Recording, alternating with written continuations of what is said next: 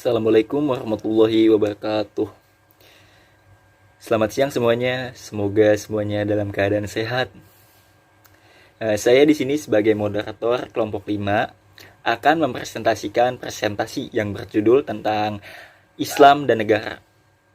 Anggota kelompok kami terdiri atas Muhammad Fauzan Firdaus dengan NIM 21103080084. Yang kedua ada Muhammad Arisandi Wibowo dengan NIM 21103080091. Yang ketiga ada Mbak Farah Risti Damayanti dengan NIM 21103080095. Dan yang terakhir saya sendiri yaitu Fahmi Hilmawan dengan NIM 21103080097. Tanpa menunggu lama lagi, mari kita mulai saja presentasinya. Silakan kepada presentator pertama untuk memulai.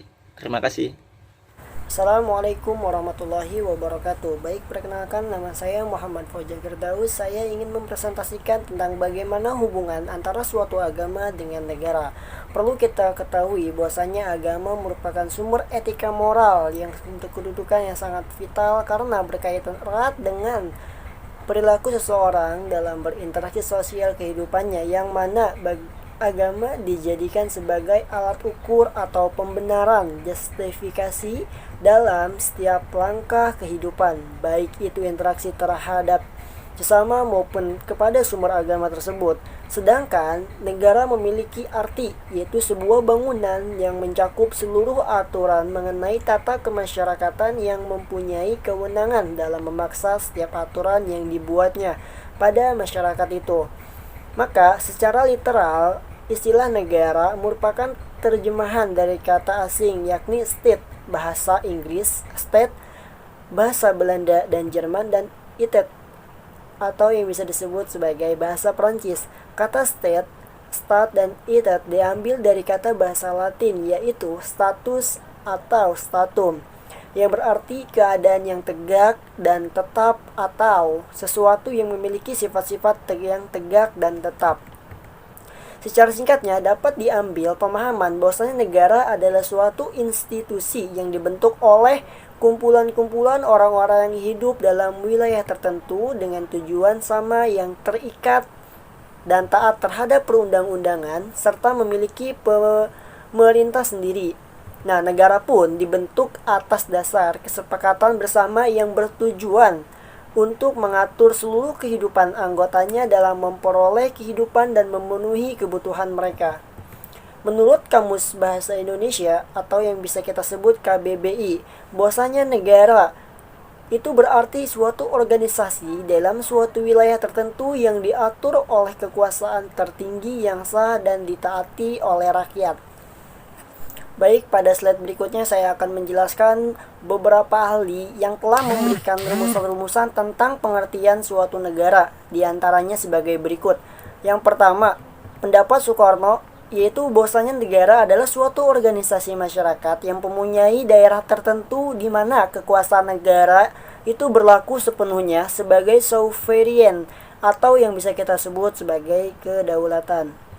Adapun pendapat yang kedua itu yang dikemukakan oleh Friedrich Hegel, bahwasanya negara adalah suatu organisasi yang merupakan penjelmaan seluruh individu. Untuk itu, negara memiliki kekuasaan tertinggi yang tidak dimiliki organisasi lain. Hanya negaralah yang memberikan kepada manusia tentang independensi dan hak-hak pribadi. Nah, pendapat ketiga yang dikemukakan oleh Roger Salto, bahwasanya negara adalah suatu agen atau agensi atau kewenangan authority yang mengatur atau mengendalikan persoalan-persoalan bersama atas nama masyarakat. Nah, perlu kita ketahui berdasarkan pemaparan para ahli tersebut dapat dipahami bahwa negara merupakan organisasi masyarakat dalam suatu wilayah tertentu dengan tujuan sama yang terikat dan taat terhadap perundang-undangan serta memiliki pemerintahan sendiri dengan tujuan untuk mengatur dan memenuhi kebutuhan hidup mereka. Sebagai agama, din, dan negara yaitu daulah. Agama dan negara merupakan suatu kesatuan yang tidak dapat dipisahkan keduanya. Karena kenapa? Karena merupakan dua lembaga politik dan sekaligus lembaga agama. Baik, pada slide terakhir yang ingin saya presentasikan yaitu tentang hubungan paradigma-paradigma atau teori-teori paradigma hubungan antara agama dengan negara. Nah, secara garis besar, ya kan, para sosiolog teoretisi politik Islam merumuskan teori-teori tentang hubungan antara agama dan negara serta membedakan menjadi 3 paradigma, yaitu yang pertama paradigma integralistik, yang kedua paradigma simbiotik, dan yang ketiga yaitu paradigma sekularistik, seperti itu. Nah, adapun yang pertama yang disebut paradigma integralistik, yaitu paradigma ini menerangkan bahwa agama dan negara itu menyatu atau yang kita bisa sebut integrated. Nah, negara merupakan lembaga politik dan keagamaan sekaligus politik atau negara ada dalam wilayah agama. Nah, karena agama dan negara itu menyatu, maka akibatnya masyarakat tidak bisa membedakan mana aturan negara dan mana aturan agama. Nah, adapun yang kedua yaitu paradigma simbiotik. Nah, dalam paradigma ini, agama dan negara itu berhubungan secara simbiotik, yaitu suatu hubungan yang bersifat timbal balik dan saling memerlukan. Nah, dalam hal ini, agama memerlukan negara, karena dengan negara, agama dapat berkembang. Nah, sebaliknya, negara pun memerlukan agama. Karena kenapa? Karena dengan agama dapat berkembang dalam bimbingan etika dan moral spiritual. Nah, pendapat yang ketiga atau paradigma yang ketiga yaitu paradigma sekularistik. Nah, paradigma ini memisahkan agama atas negara dan memisahkan negara dari agama. Karena kenapa? Karena dengan pengertian ini secara tidak langsung akan menjelaskan bahwa paradigma ini menolak kedua paradigma sebelumnya yang telah dijelaskan. Nah, lebih jelasnya, negara dan agama terpisah, masing-masing mempunyai fungsi sendiri dan wilayah sendiri. Agama di wilayah privat atau pribadi, dan sedangkan negara di wilayah publik atau sosial. Walaupun kedua maksud tersebut berbeda dalam pendekatan, namun keduanya mempunyai tujuan yang sama, yakni menemukan rekonsiliasi antara idealitas agama dan realitas politik dalam upaya menemukan formulasi yang tepat antara keduanya. Pada era kontemporer, anggapan para pemikir politik Islam mengenai pemerintahan paling tidak mengerucut ke dalam 3 kelompok. Pertama, kelompok modernis. Kelompok ini memandang bahwa Islam mengatur masalah keduniaan, termasuk pemerintah dan negara, hanya pada tataran nilai dan dasar-dasar saja, yang secara teknis umat bisa mengambil sistem lain yang dirasa bernilai dan bermanfaat. Di antara tokoh kelompok ini adalah Muhammad Abduh, Muhammad Hussein Haikal, dan Muhammad Asad. Kedua, kelompok konservatif yang berasumsi bahwa Islam adalah entitas yang serba lengkap. Seluruh umatnya hanya tinggal memperhatikan secara konsekuen dan bertanggung jawab kapan saja dan dimanapun mereka berada. Ketiga, kelompok sekuler yang memisahkan Islam dengan urusan pemerintahan, karena mereka meyakinkan bahwa Islam tidak mengatur masalah keduniawi, termasuk pemerintah dan negara. Tokoh aliran ini paling terkenal adalah Ali Abdur Ar-Rajiq. Terlepas dari segala perbedaannya, 3 kelompok ini sama-sama berusaha merespon tantangan sistem politik dan pemerintahan Barat, seperti nasionalisme, demokrasi, liberalisme, dan sebagainya, serta nilai-nilai dasar yang melestarikan seperti persamaan, kebebasan, pluralisme, dan sebagainya. Baik, selanjutnya dalam sejarah Islam ada 3 tipologi hubungan antar agama dan negara.